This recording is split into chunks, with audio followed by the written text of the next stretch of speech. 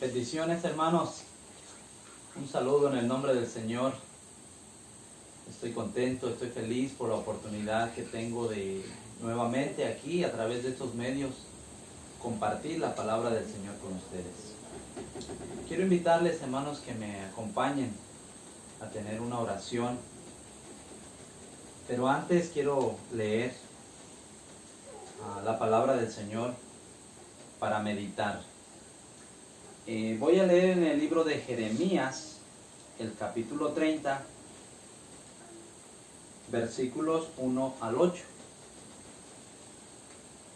Dice: palabra del Señor que vino a Jeremías diciendo: así ha dicho el Señor, Dios de Israel, escríbete en un libro todas las palabras que te he hablado.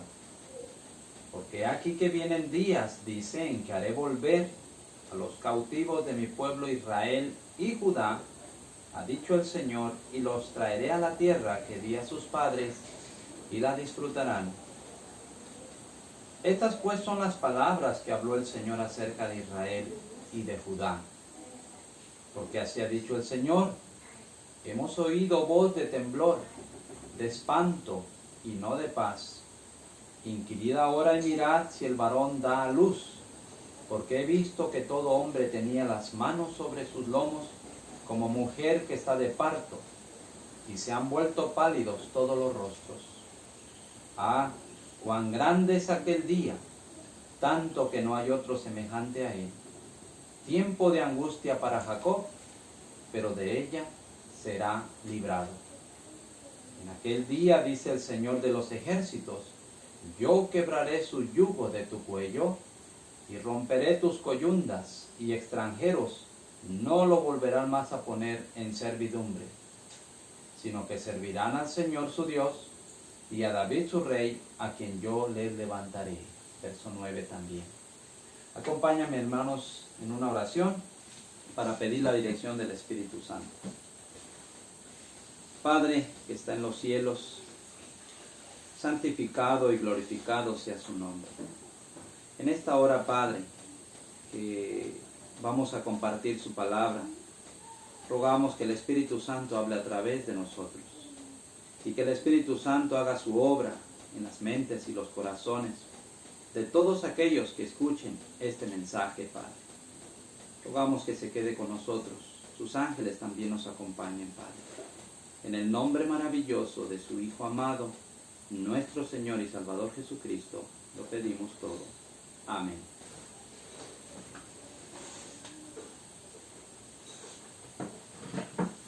Muy bien, hermanos. Hoy vamos a compartir la segunda parte del tema, el tiempo de angustia. Ya presentamos la primera parte y quiero hacer un resumen breve, antes de entrar en la segunda parte, de los puntos que aprendimos en el tema pasado, en la parte 1. Número 1, aprendimos que el tiempo de angustia ocurrirá cuando el pueblo de Dios esté regresando a su tierra. Número 2, aprendimos que la angustia de Jacob es una angustia doble. Él está angustiado por su hermano, pero está más angustiado por su conciencia, porque su conciencia le hace recordar sus pecados que él había cometido. Es esta parte lo que más preocupa a Jacob. No se preocupa tanto de los problemas que lo rodean o del conflicto con su hermano, sino que su aflicción es más grande porque él recuerda su falta y su pecado, su error que él había cometido. Aprendimos eso.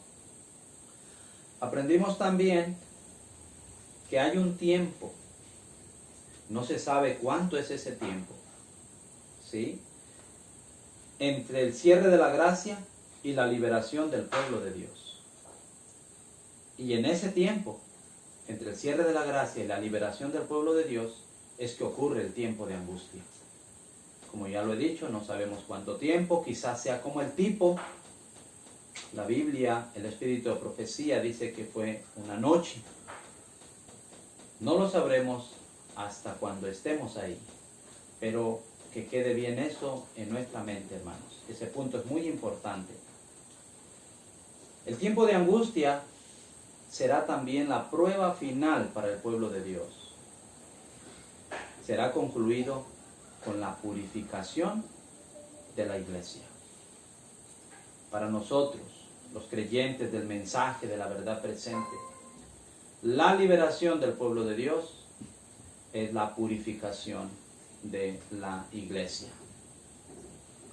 El tiempo de angustia es real, aprendimos, hermanos. El tiempo de angustia está a las puertas. Explicamos que lo que hoy vemos, lo que estamos viviendo, solo son pequeños reflejos de lo que está por venir sobre el mundo. Aprendimos que la única manera para estar seguros durante ese tiempo es que nos preparemos espiritualmente hoy. Aprendimos también, hermanos, que el Señor no desamparará a su pueblo durante este tiempo. El Señor estará con sus hijos fieles, que hoy le busquen, que hoy confiesen, se arrepientan y aparten del pecado. El Señor no los abandonará. Aprendimos esas cosas que son muy importantes, hermanos, y yo espero que las tengamos en nuestra mente. Hoy vamos a ir a la segunda parte y vamos a comenzar aquí, hermanos, meditando en estos versículos que acabamos de leer. Y claro, ahora vamos a usar ya el mensaje del Elías, vamos a usar los escritos del mensajero para poder entender mejor este tema. Pero ya tenemos la base, ya tenemos el tipo, ¿verdad? Ese es un fundamento sólido para comenzar a construir y llegar a tener una idea muy clara de lo que es este tema, el tiempo de angustia. Y hoy es, según lo menciona Jeremías 30, le llama el tiempo de angustia, cual nunca fue.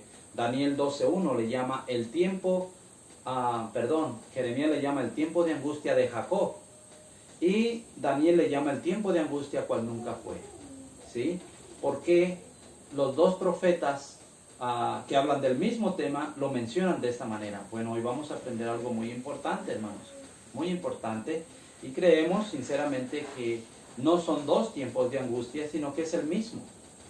Es el mismo tiempo de angustia, solo que hoy vamos a aprender por qué Jeremías lo presenta de esta manera y Daniel lo presenta de la otra forma. Quiero quiero pedirles que abran sus Biblias, o los que están escuchando y están anotando, pues que nos sigan tomando nota de las referencias que vamos a dar. Ya dimos Jeremías 30. Ahora lo vamos a explicar con llamadas oportunas. Llamadas oportunas, el volumen 1, el número 47. Aquí es donde el mensaje explica acerca de Jeremías y vamos a seguir muy de cerca los comentarios del Elías respecto a Jeremías. Pero, ¿qué es lo que podemos notar así palpablemente y claramente de la Biblia? Bueno, Jeremías capítulo 30, en estos versículos, comienza a hablar acerca de el recogimiento del pueblo de Dios. Aquí dice: haré volver a los cautivos de mi pueblo Israel y Judá a la tierra que di a sus padres y la disfrutarán. Bueno, como ya todos los creyentes del mensaje sabemos, cuando hemos hablado de estos versículos, estamos hablando del establecimiento del reino. El Señor hoy, a través de su mensaje, de su verdad, está llamando a su pueblo, lo está reuniendo a su pueblo para llevarlos finalmente a la tierra que dio a nuestros padres, y finalmente dice que es su pueblo quien lo disfrutará, los 144,000. Ese es a grandes rasgos y muy claro lo que hemos explicado, lo que hemos enseñado, ¿sí? Pero no es por casualidad, miren, que el momento cuando el Señor está hablando del regreso de su pueblo a su tierra, que está hablando del Israel moderno, no del Israel antiguo, entonces se introduce aquí el tema del tiempo de angustia de Jacob. Por eso decíamos, ¿verdad?, lo que en la primera parte se explicó muy claro, que ese tiempo de angustia lo sufre el pueblo de Dios cuando está regresando a su tierra. Y miren ahora Jeremías de la Biblia lo está apoyando, lo está confirmando que así realmente es. Cuando el Señor está recogiendo a su pueblo para regresarlo, entonces viene el tiempo de angustia, ¿verdad? Pero encontramos aquí un mensaje muy importante en el versículo 7. Dice: ah, cuán grande es aquel día, tanto que no hay otro semejante a él. Tiempo de angustia para Jacob, pero de ella será librado. Es un mensaje importantísimo. El mensaje que el Señor está enviando a través del profeta Jeremías para el Israel moderno que vive en los últimos días. En este caso somos nosotros en quienes estas profecías están por cumplirse. Es que no necesitamos temer, porque dice, porque de ella será librado. Así como pasó en el tipo, así va a pasar hoy. El poder de Dios va a obrar en favor de sus hijos fieles que hayan hecho lo que ya explicamos en la primera parte de nuestro tema. Muy bien. También el versículo 8 conecta otro acontecimiento muy importante. Habla que el Señor va a quebrar su yugo. Habla de un yugo que el Señor va a quebrar, que ha estado sobre el cuello del pueblo de Dios. Romperé sus coyundas, dice, y extranjeros no volverán más a poner en servidumbre a mi pueblo. Bien, hermanos, aquí también se conecta otro tema muy importante. Recuerden, el recogimiento del pueblo de Dios, su regreso a su tierra, el tiempo de angustia, y también el Señor está prometiendo que va a quebrar su yugo, que va a soltar sus coyundas, dice aquí, o las ataduras, como lo queramos llamar, que han estado sobre el pueblo de Dios. ¿De quién es ese yugo? ¿De quién son estas coyundas? Bueno, hermanos, creo que ese tema lo vamos a tratar ya en la parte 3 del tema, el tiempo de angustia. Hoy vamos a hablar acerca del recogimiento del pueblo de Dios, su regreso a casa y el tiempo de angustia de Jacob. Queremos saber a quién se le aplican estos versículos específicamente, a quién involucran, a quién incluyen. Lo vamos a aprender primeramente, hermanos, del mensaje. Y yo quiero citarles las llamadas oportunas, volumen 1, número 47. Aquí el mensajero dice: para comenzar, notaremos que los primeros capítulos del libro tratan de Judá e Israel antiguos, de sus pecados y obstinación de corazón, y de su dispersión resultante por todas las naciones gentiles. Sin embargo, el capítulo 30 no trata del esparcimiento de Judá e Israel antiguos, sino del recogimiento de Judá e Israel de nuestro tiempo. ¿Sí? El tema de angustia para nosotros en el antitipo tiene que ver con Judá e Israel, pero de hoy, modernos. Ahora dice, comenzaremos ahora estudiando con los primeros versículos, y cita Jeremías 30 del 1 al 3. Ya lo leímos al iniciar. Lo que el mensaje explica acerca de estos versículos de Jeremías 30 del 1 al 3, dice: note que ambos, Judá e Israel juntos, tienen la promesa de volver a su tierra. Como esto nunca se ha realizado, la profecía está aún por cumplirse. Después cita los versículos 4 al 6, que también los leímos como introducción de Jeremías capítulo 30. Dice: la causa del temor aquí predicho es básicamente inútil e innecesaria, declara el Señor. Esta frase es muy importante, hermanos, que nosotros la entendamos correctamente. ¿Por qué? Porque la podemos entender incorrecta. Pero como ya tenemos el fundamento de nuestro tema, que es el tipo, tan claro como es, no se puede estar refiriendo a la palabra inútil e innecesario, ¿sí?, como que prácticamente no tendrá ningún sentido, ¿sí? como que prácticamente no me debo de preocupar porque no va a venir nada. ¿Sí? Hay esa tendencia a pensar de esa manera, hermanos, pero en el tipo, lo hemos visto claramente, su aflicción, el espíritu de profecía lo explicó con mucho detalle cómo será. Para nosotros hoy con este mensaje, hermanos, tenemos muchas ventajas y como lo explica aquí mismo el tema en las llamadas oportunas, tenemos muchas ventajas. ¿Cuáles son nuestras ventajas? Que nosotros, hermanos, sabemos exactamente qué fue lo que pasó en el tipo. Y así como pasó en el tipo, va a pasar en el antitipo. Jacob no lo sabía realmente. Él no sabía que su situación, no sabía nada más allá. Y por eso es que se encontraba tan afligido. Nosotros hoy sí sabemos, hermanos, cómo Dios obró en favor de su hijo en ese momento. Y eso debe ser para nosotros, hermanos, nuestra base de que el Señor no nos dejará solos en ningún momento. ¿Sí? Digamos que Jacob al pasar su situación y ver todo lo que sucedió para él, bueno, parece que fue inútil e innecesario que yo me haya afligido tanto, pero como no lo sabía, ahora nosotros sí lo sabemos, vamos a pasar por este tiempo difícil que está a las puertas, hermanos, pero tengamos en mente, hermanos, que si nosotros estamos con el Señor, somos fieles a Él, hemos confesado, nos hemos arrepentido y apartado del pecado, prácticamente el tiempo de angustia no tendrá ningún efecto en cada uno de los hijos de Dios fieles. Jeremías 37. Ah, cuán grande es aquel día, tanto que no hay otro semejante a él. Tiempo de angustia para Jacob, pero de ella será librado. Viene, y nuevamente reafirma, pero de ella será librado. Dice aquí el comentario del mensaje.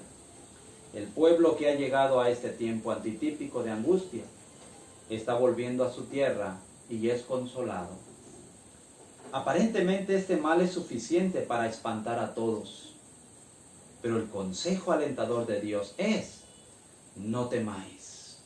Gloria sea al Señor, hermanos. El consejo del Señor para su pueblo en estos tiempos, al vernos frente a estas situaciones, como les digo, vemos pálidos reflejos y que algo más grande va a venir, el consejo del Señor es: no temáis. Pero acuérdense, hermanos, este mensaje es para aquellos que se están esforzando por cumplir y hacer la voluntad del Señor. Para ellos es el mensaje: no temáis. Pero si hoy las amonestaciones, los reproches, la verdad que Dios ha enviado no la estoy practicando, hermanos, cuidado. Pero hoy es tiempo, hermanos, de poder arreglar las cuentas con el Señor, para que entonces este mensaje divino que Dios le envía a sus hijos fieles, lo podamos tomar y aplicarlo. No temáis. Claramente, la carga de este capítulo es tocante al retorno antitípico a la patria. Aunque pueda parecer una terrible angustia, los resultados han de ser los mismos como en el tipo. ¿Sí? Ahora nosotros lo sabemos. A través de la inspiración del Señor nos lo envía. Mira, el resultado va a ser el mismo. ¿Sí? No debo de preocuparme en el sentido de la aflicción y las situaciones difíciles que vienen, pero sí me debo de preocupar en estar a cuentas con Dios, confesando y arrepintiendo y abandonando el pecado. ¿Sí? ¿Por qué? Porque eso va a ser súper indispensable y necesario en ese tiempo, hermanos. Ciertamente ahora, dice, no podemos apreciar este estudio como debiera ser, pero pronto viene el tiempo cuando cavaremos profunda y diligentemente, como si saliéramos debajo de una avalancha.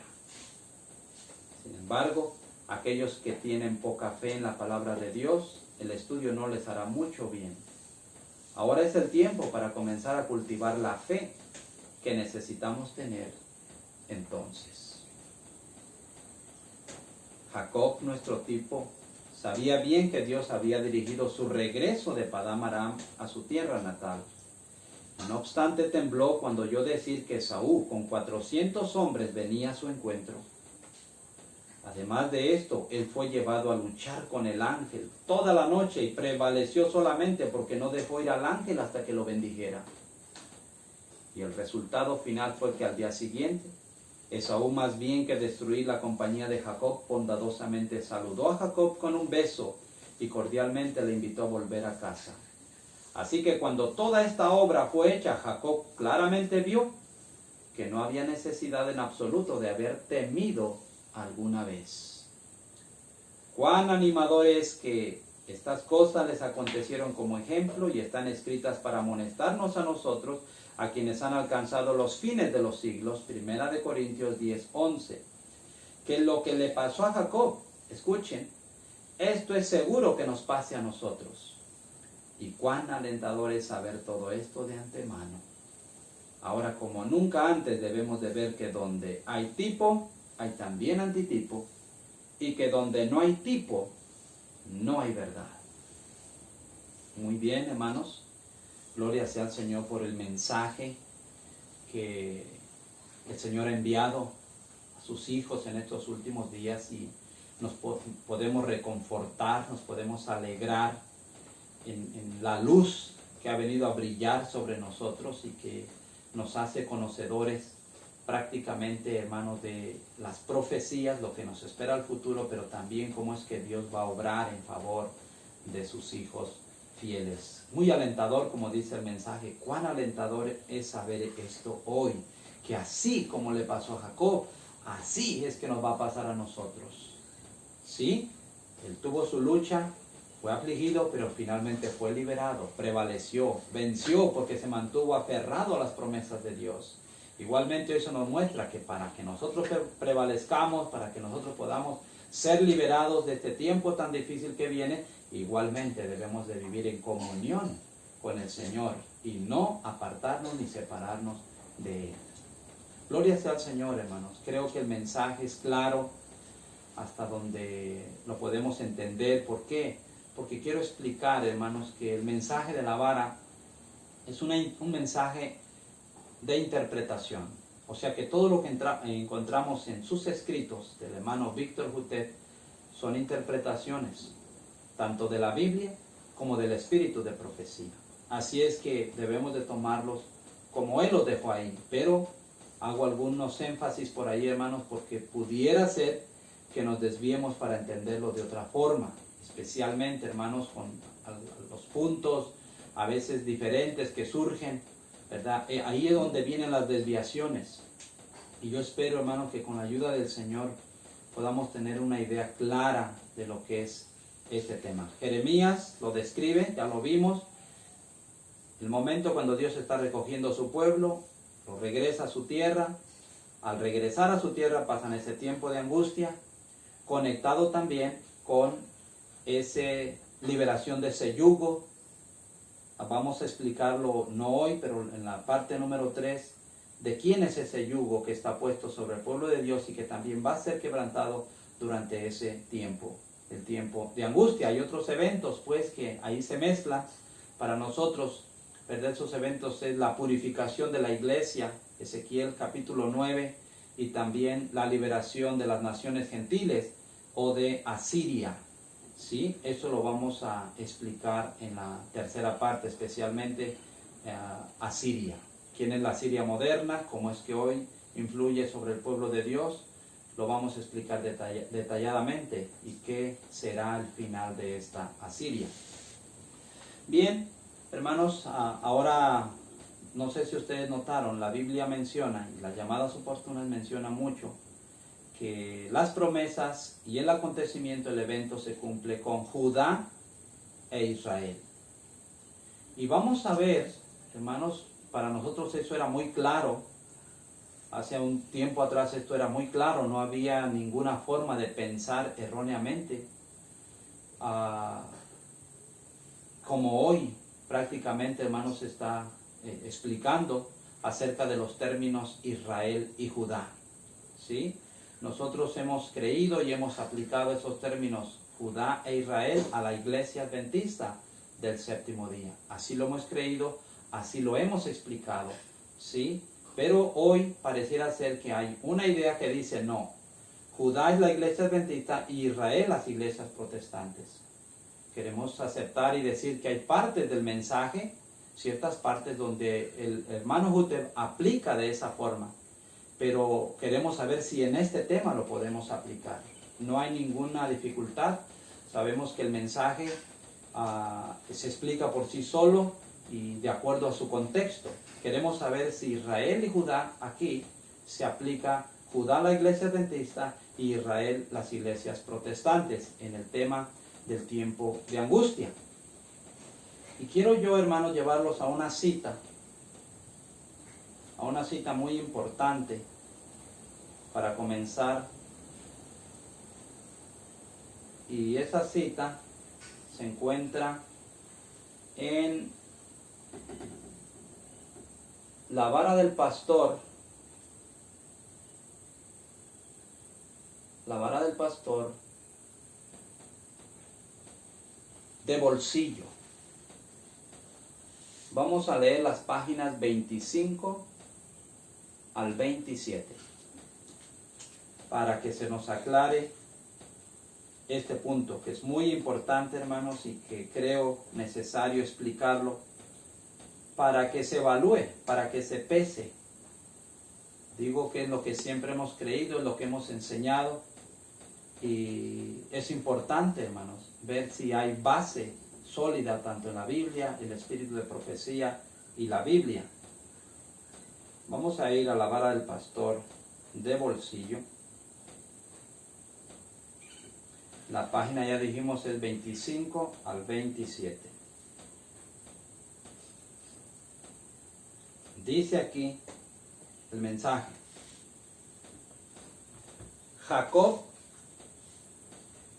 Esaú o Jacob, ¿cuál? Es la página 25. Ahí comienzo. Vamos a hablar de estos dos muchachos, porque ese es el tema, ¿no? La aflicción de Jacob. Dice: y oró Isaac al Señor por su mujer, que era estéril, y lo aceptó el Señor, y concibió Rebeca su mujer. Y los hijos combatían dentro de ella, y dijo: si es así, ¿para qué vivo yo? Y fue a consultar al Señor. Y le respondió el Señor: 2 naciones hay en tu seno, y 2 pueblos serán divididos desde tus entrañas. Y un pueblo será más fuerte que el otro pueblo, y el mayor servirá al menor. Y como se cumplieron sus días para dar a luz, he aquí había gemelos en su vientre. Y salió el primero rubio, y era todo velludo como una pelliza, y llamaron su nombre Esaú. Y después salió su hermano, trabada su mano al calcañar de Esaú, y fue llamado su nombre Jacob. Génesis 25, 21 al 26. Dice aquí el mensaje: en el nacimiento extraordinario y las vidas de Esaú y Jacob hay un inequívoco diseño y tipología divinos.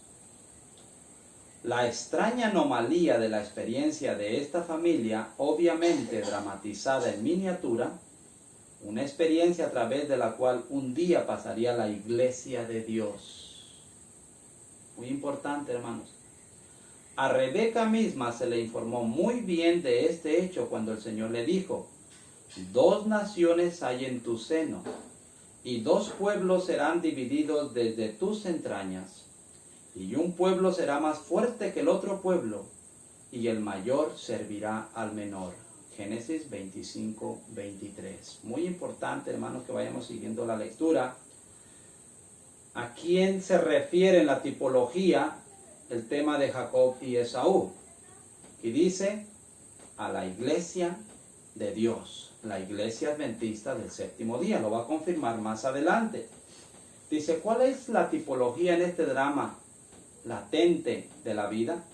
Básicamente la que está en la interpretación de Pablo, igualmente intenso, del igualmente intenso drama de Agar e Ismael, Sara e Isaac. La inspiración revela el hecho que el primer par representa la iglesia del Antiguo Testamento y sus miembros, los hijos, y que el título par y que el último par representa la iglesia del Nuevo Testamento y sus miembros, los cristianos. Gálatas 4, 22 al 31.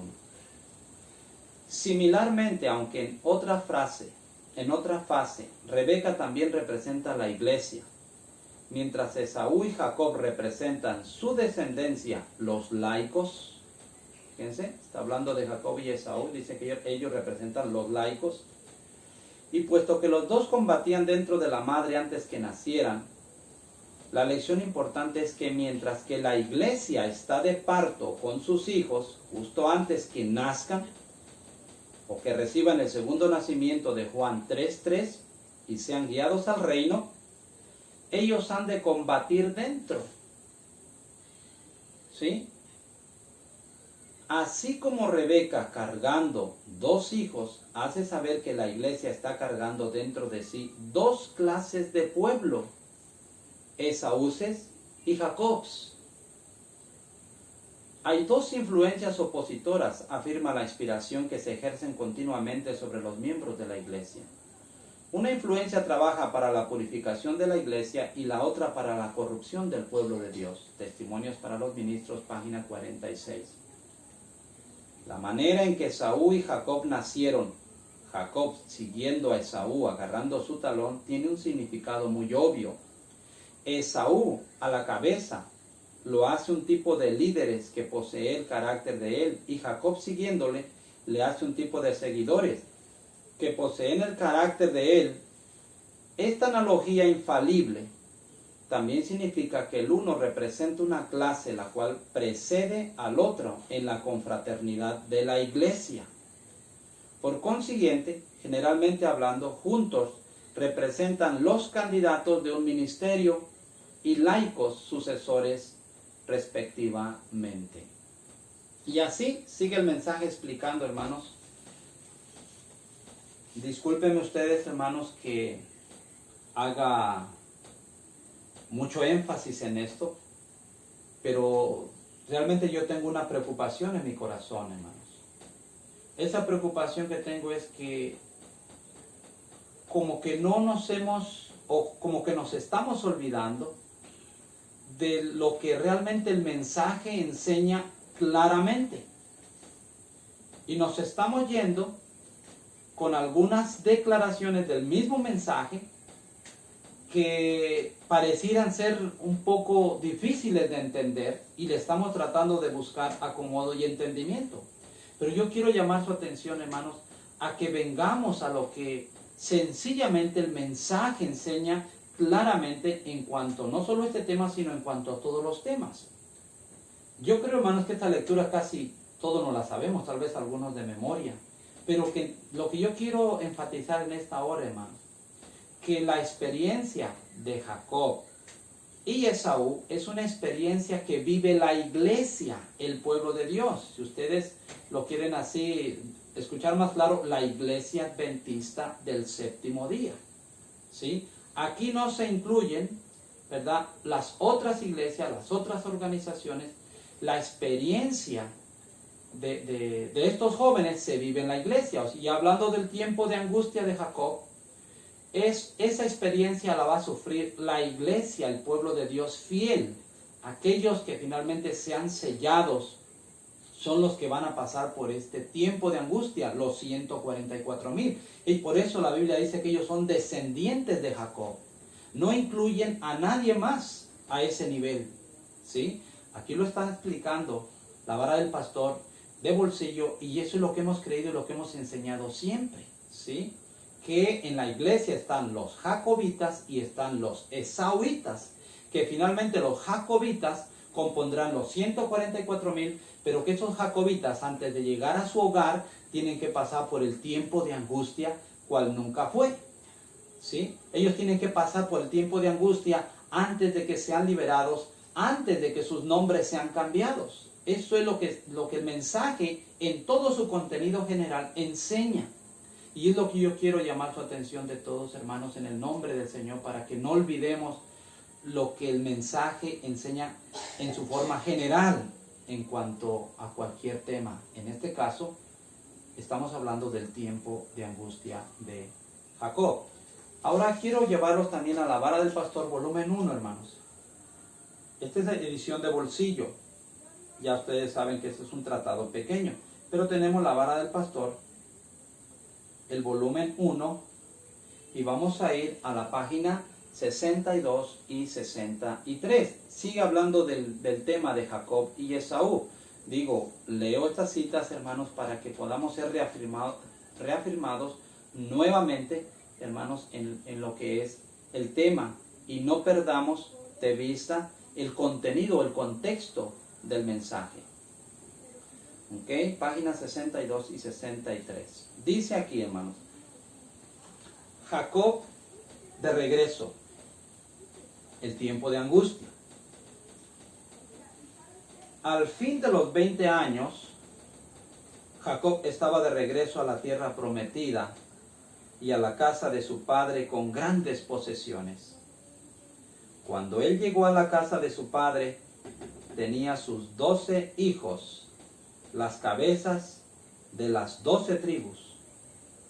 Antes que Jacob entrara a la casa de su padre, él pasó ese terrible forcejeo y lucha con el ángel hasta el amanecer. Génesis 32, 24 y 29. Hermanos, si esto nos ayuda aquí para poder entender mejor acerca de ese regreso, porque pareciera ser que se está presentando de otra forma el regreso del Israel moderno a su patria, a la tierra prometida. Bueno, hermanos, lo que el mensaje está enseñando acá, y lo podemos ver claramente aquí,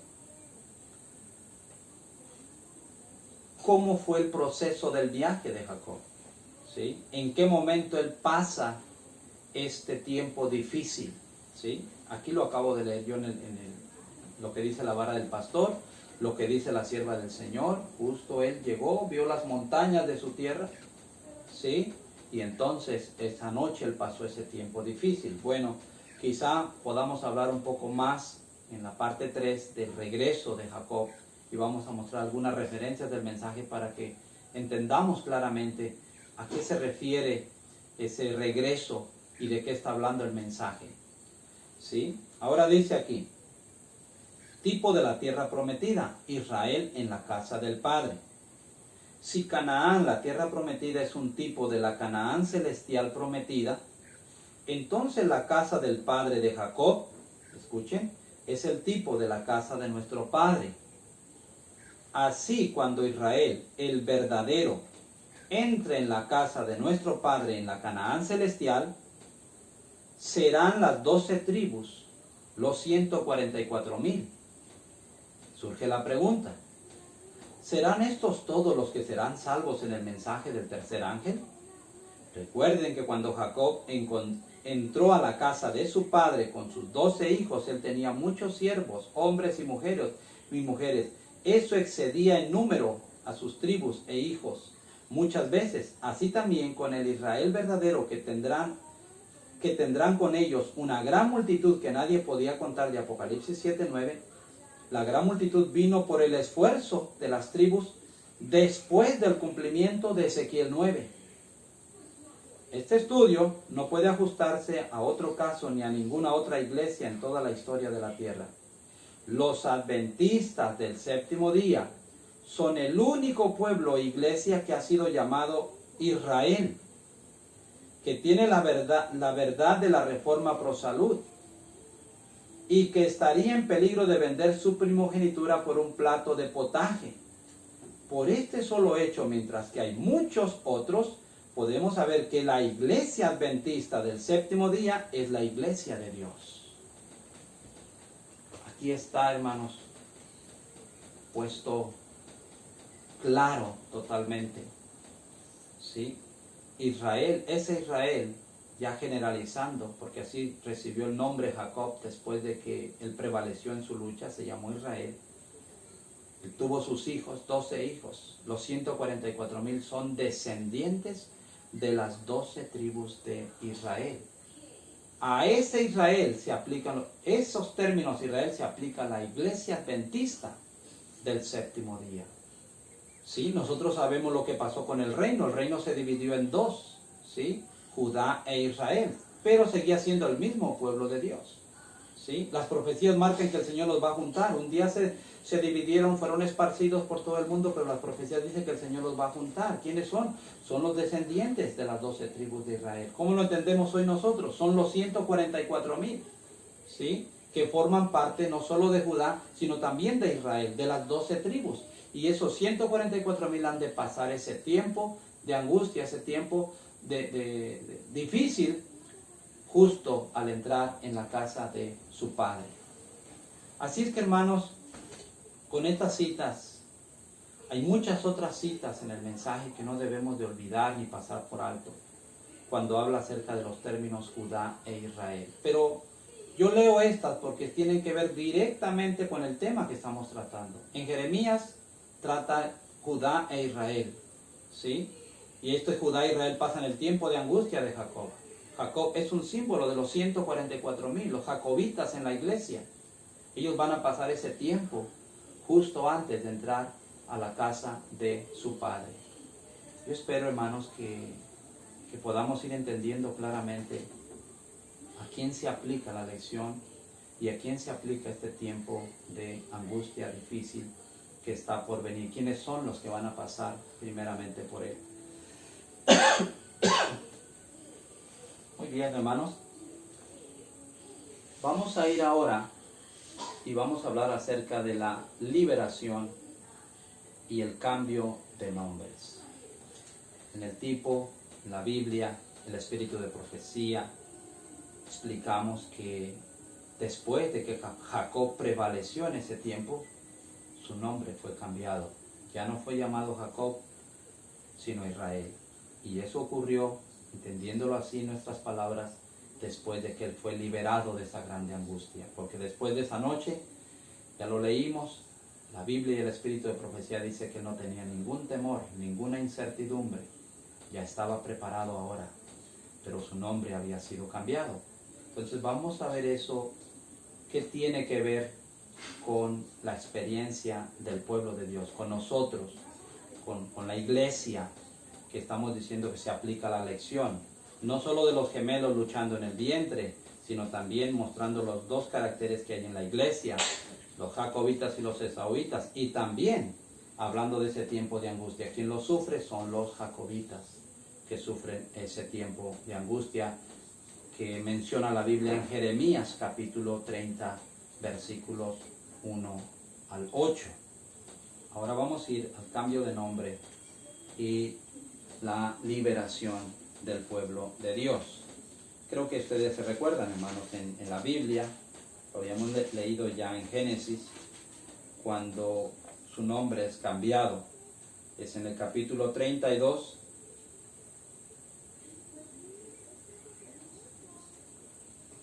capítulo 32, versículo 28, dice: el varón le dijo, no se diga más tu nombre Jacob, sino Israel, porque has luchado con Dios y con los hombres y has vencido. Génesis 32, versículo 28. Muy bien, hermanos, ¿qué dice el mensaje o qué sabemos del mensaje respecto a esto? Hay mucho en el mensaje, hermanos, cuando realmente el Señor, cuando se va a cumplir en el antitipo la liberación y el cambio de nombre, ¿sí? Ese es otro tema tan claro del cual nosotros hemos creído y hemos predicado, hermanos, ¿sí? Que este nombre que el pueblo de Dios tiene va a ser cambiado. Pero lo que necesitamos entender que será cambiado después de pasar por la experiencia del tiempo de angustia, después de que el pueblo de Dios sea liberado. Dicho sea de paso, hermanos, que para nosotros los creyentes de este mensaje sabemos que esa liberación en ese tiempo difícil será Ezequiel 9. La liberación del pecado y los pecadores dentro del pueblo de Dios. Vamos a comprobarlo, hermanos, con una cita que quiero compartir con ustedes, que yo la veo muy clara, la veo muy al punto, para poder afirmar nuestra fe en un escrito está respecto a la experiencia de la liberación y el cambio de nombres. Este es el Tratado 14. Voy a ir al Tratado 14. Es la página 19 y 20. Tratado 14, página 19 y 20. Dice aquí, hermanos, está hablando acerca de Nahum 1:14. Dice, mas acerca de ti mandará el Señor que no quede ni memoria de tu nombre, de la casa de tu Dios destruiré escultura y estatua de fundición. Ahí pondré tu sepulcro porque fuiste vil. Bueno, yo voy a pasar el primer párrafo y voy a ir al segundo. Pero voy a leer, hermanos, el primer párrafo. Dice, así, en ese tiempo, perece para siempre el idólatra y sus ídolos. Está hablando de la purificación de la iglesia. Una demostración detallada de esta purificación de la iglesia es proyectada en las profecías de Ezequiel. Allí el Señor le ordena al que registra la historia de la vida, el ángel con el tintero de escribano, que vaya a la ciudad y ponga una marca, sello, únicamente sobre los que gimen y claman por las abominaciones que se hacen en medio de ella. Los otros 5 van detrás de él para matar a todos los que no tienen la marca.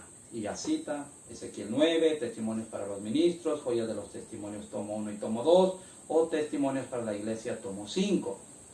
Ahora dice, la ciudad, escuchen, esto es bien importante, hermanos, dice, la ciudad es símbolo de Judá e Israel.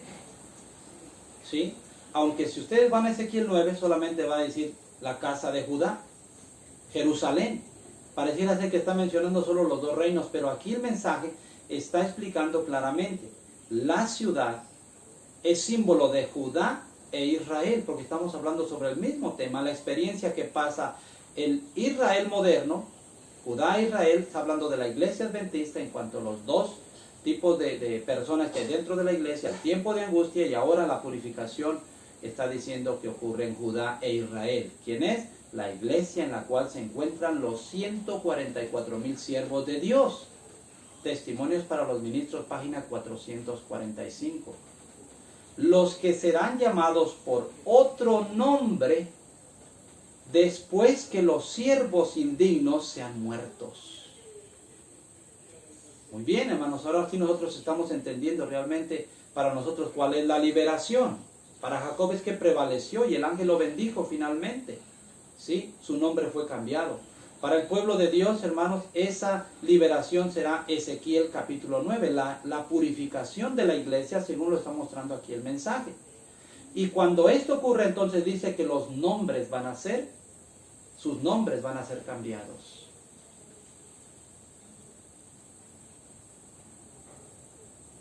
Y como los 144,000 son las primicias de Apocalipsis 14:4 de la cosecha, ellos son los escapados de Isaías 66:19 y de Ezequiel 9.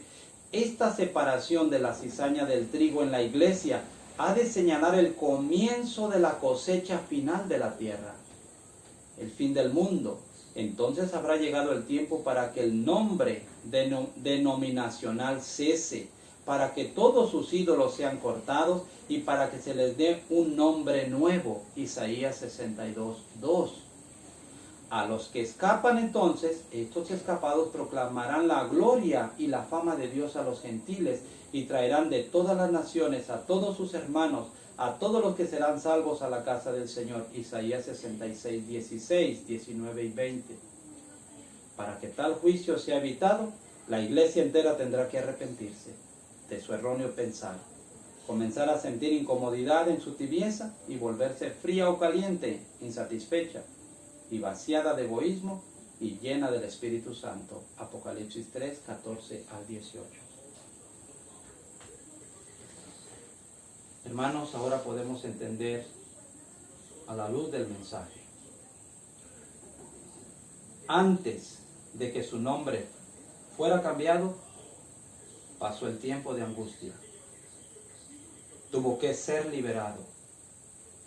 Antes de que el nombre sea cambiado de la denominación, primero es el tiempo de angustia y viene su liberación. Ezequiel capítulo 9. Así es lo que generalmente, en la idea general, el mensaje enseña, hermanos. No solo en esta cita, eso lo logramos entender en muchos temas de los escritos del hermano Hutter. Analicemos el tipo detenidamente, porque así como fue en el tipo, así tiene que ser en el antitipo. ¿Sí? Si nosotros tenemos claramente una verdad basada En tipo, como dice el mensajero, donde no hay tipo, no hay verdad. Tenemos el tipo claramente delineado de Jacob y ahora el antitipo delineado en el mensaje para nosotros en estos últimos días, para no errar, para no perder el camino, hermanos. El enemigo está tareado en estos últimos días y si él sabe, hermanos, que su tiempo está por terminársele, él sabe, hermanos, que su tiempo es corto y está destinado con todo su poder para que nos perdamos, para que tomemos otro camino. Realmente, hermanos, pareciera ser sencillo, pero no es tan sencillo, hermanos. Esto que está pasando en estos últimos días dentro del movimiento del mensaje, hermanos, es algo muy serio. Pero tengamos cuidado, abramos nuestros ojos, hermanos, porque podemos perder el camino. No olvidemos que las verdades fueron explicadas en tipos. ¿Para qué? Para que pudiéramos aplicar o entender correctamente el antitipo. Quiero compartir con ustedes 2 puntos más muy rápidamente, hermanos.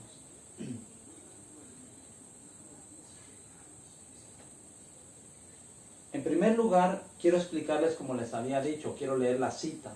En la primera parte yo les dije que el mensaje de la vara está en 2 partes, está en 2 secciones. Una parte para la iglesia y otra parte para el mundo. ¿Qué tiene que ver esto con el tiempo de angustia? Tiene que ver mucho, hermanos. ¿Sí? Porque si está en 2 partes y la iglesia es primero, entonces el tiempo de angustia va a estar en 2 partes. No 2 tiempos de angustia, no, están 2 partes. La iglesia pasa su experiencia y también el mundo pasará su experiencia. ¿Sí? Y quiero mostrar, hermanos, la cita que está en el Tratado 8, página 28. Escuchen lo que dice aquí en la inspiración respecto a lo que estoy diciendo, hermanos.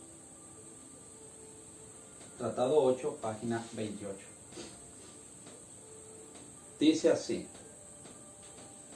Está hablando de que en la iglesia va a haber 2 purificaciones. ¿Sí? Perdón, no. Está hablando de que va a haber 2 purificaciones. Una en la iglesia y la otra en el mundo. Es Tratado 8, página, lo voy a leer desde la página 27 y la página 28. Voy a abarcar los 2 puntos que quiero presentarles juntos. Uno es que el mensaje de la vara está en 2 partes. Siempre, hermanos, si no queremos confundirnos o confundir unas cosas con otras, debemos de ver que tiene un contexto el mensaje de la vara del pastor. A veces se está hablando solo de la iglesia, a veces se está hablando del mundo, y raramente va a mezclar los eventos juntos para la iglesia y el mundo, porque el mensaje vino para explicar los escritos de la sierva del Señor y para interpretar los escritos de la Biblia. Lo que yo decía, la hermana White generaliza y junta, ¿sí? Pero el mensaje vino a interpretar correctamente y ahora nos muestra que está en 2 partes. Primero la iglesia y después el mundo. Es lo que hemos creído y hemos explicado. La gracia se cierra primero para la iglesia y después la gracia se va a cerrar para el mundo. Habíamos dicho que si el tiempo de angustia ocurre cuando la gracia se cierra, y entre la gracia y la liberación del pueblo de Dios, entonces son 2 experiencias. Una experiencia que tiene que pasar la iglesia y otra experiencia que tiene que pasar el mundo. Voy a leerlo aquí, hermanos. Hay 2 purificaciones. Dice nuevamente, es el Tratado 8, página 27 y 28.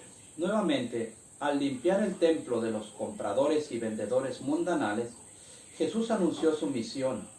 Primero, de limpiar el corazón de la contaminación del pecado, de los deseos terrenales, de las concupiscencias egoístas, de los malos hábitos que corrompen el alma, deseado de todas las gentes, página 133. Y segundo, para limpiar a la iglesia entera de pecado y pecadores. Como las 2 veces, una vez en la clausura de la proclamación del reino por Juan el Bautista, y en el comienzo de la dispensación del Evangelio, al comienzo del ministerio de Cristo, y otra vez a la clausura de su obra y al comienzo de la de los apóstoles, y aquí dice testimonios especiales para los ministros número 7, página 54, está hablando de esas 2 purificaciones que el Señor hizo en su templo. Dice, Él purificó el templo de las prácticas impías por las cuales los judíos lo habían contaminado. Juan 2, 15 y 16. Mateo 21, 12 y 13. Por lo cual Él advirtió 2 veces en Tipo que también en la clausura de la dispensación cristiana, Él purificará 2 veces su iglesia.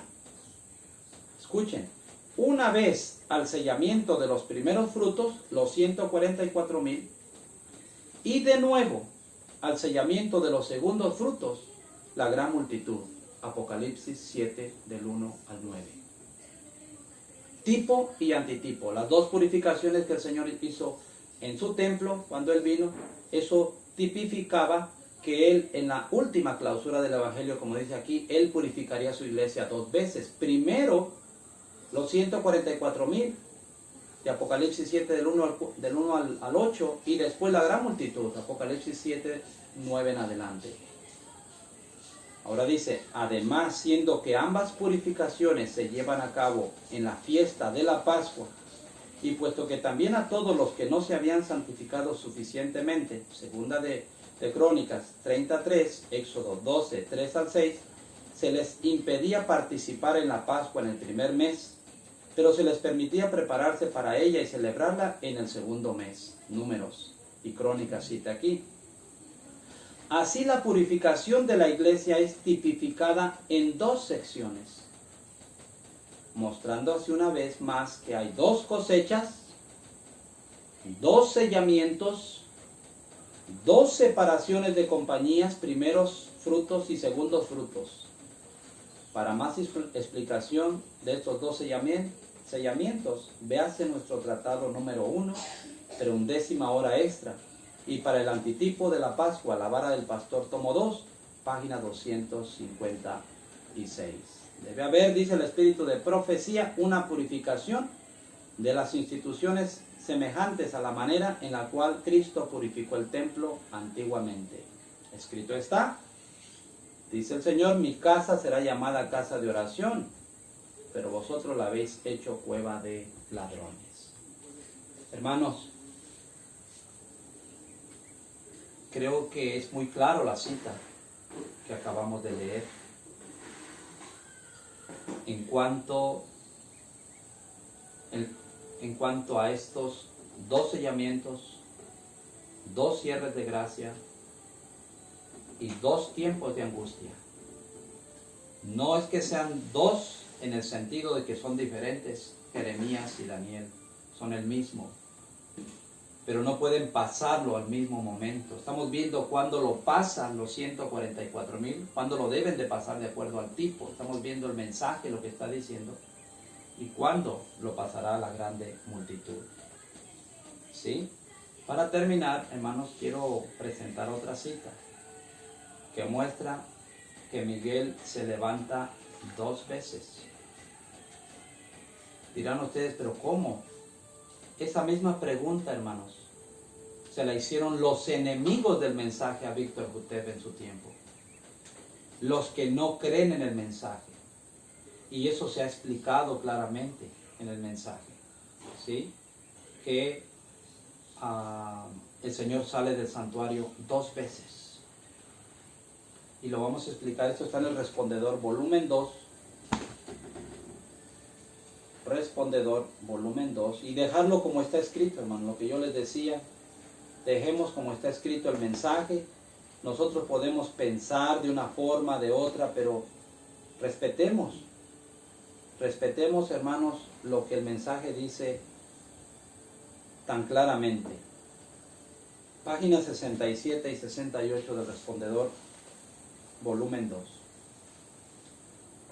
Pregunta número 38, dice, ¿cuándo saldrá él del santuario? La vara del pastor parece decir que Jesús saldrá del lugar santísimo en la ejecución de la matanza de Ezequiel 9. Mientras que Primeros Escritos, página 36, parece decir que él saldrá después que su obra en el santuario sea hecha.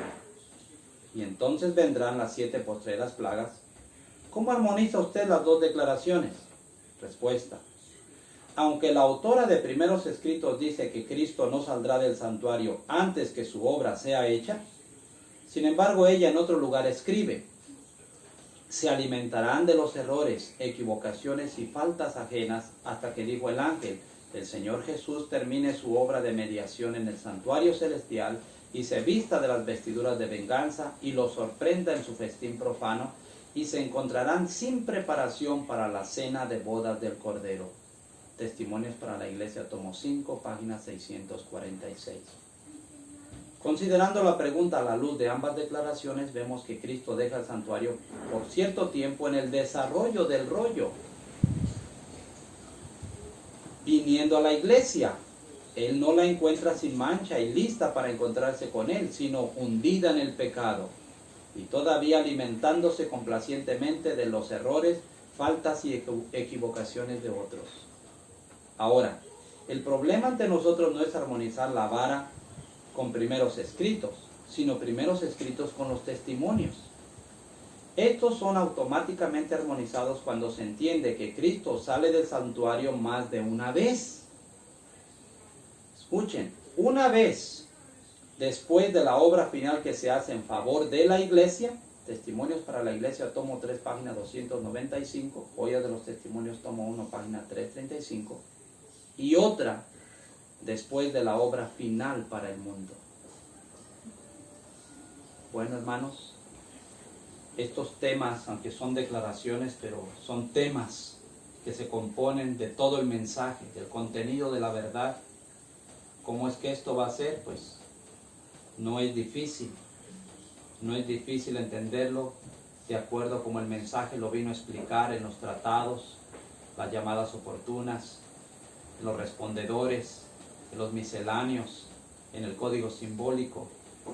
Por todas partes el Señor ha dejado un esquema claro y con mucho fundamento en su palabra. ¿Para qué? Para que nosotros podamos ser guiados por la verdad. Hermanos, mi deseo en mi corazón es que analicen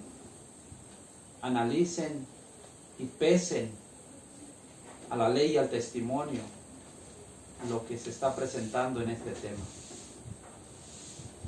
No es mi intención atacar a nadie, hermanos. Mi única intención es presentar lo que el mensaje enseña de este tema, y si de algo nos sirve, que así sea, hermanos.